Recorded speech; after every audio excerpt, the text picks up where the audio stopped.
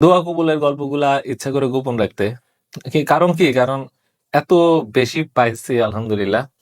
এবং দেখা গেল যে কোন জিনিস মনে মনে ইস যদি এটা খাইতে পারতাম, যদি এটা খাইতে একেবারে খুব দ্রুত মানে চলে আসছে যেন এটা নরমাল না।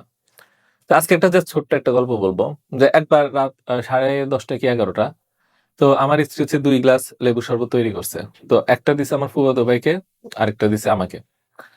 তো দেওয়ার পরে আমি খেয়ে বললাম যে এত স্বাদ হয়েছে, আরেকটা গ্লাস বানায় দাও, হ্যাঁ?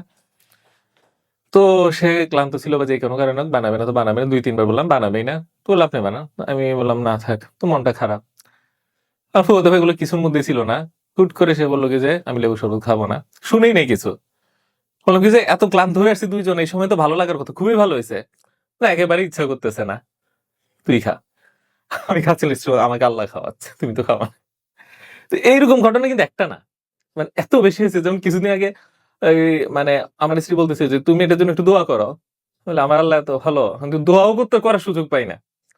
কিছুদিন আগে মানে রাতের বেলায় আমার একটা খুব ইচ্ছা ছিল যে ইস যদি আজকে রাতে এটা পাইতাম। তো রাতটা পাই নাই। তো বললাম না হয়তো আজকে দোয়াটা কবুল হয় নাই। 12টার আগে ওটা পেয়ে গেছি। এবং এইরকম ঘটনা যে এত বেশি হয়, মানে আমার কাছে মনে হয় যে মানে আল্লাহর আসমানের নিচে জমিনের উপরে যে সবচেয়ে অকৃতজ্ঞ বান্দা থাকে সেটা আমি। কারণ আমি যা পাইছি এইরকম পাওয়ার পর আসলে কৃতজ্ঞতা আমি কিছুই বা আদৌ সম্ভব না হয়তো। তো এই জন্য আসলে মানে কি বলবো, কয়টা বলবো, আমি অবাক হয়ে যাই আসলে, বলে শেষ করতে পারবো না।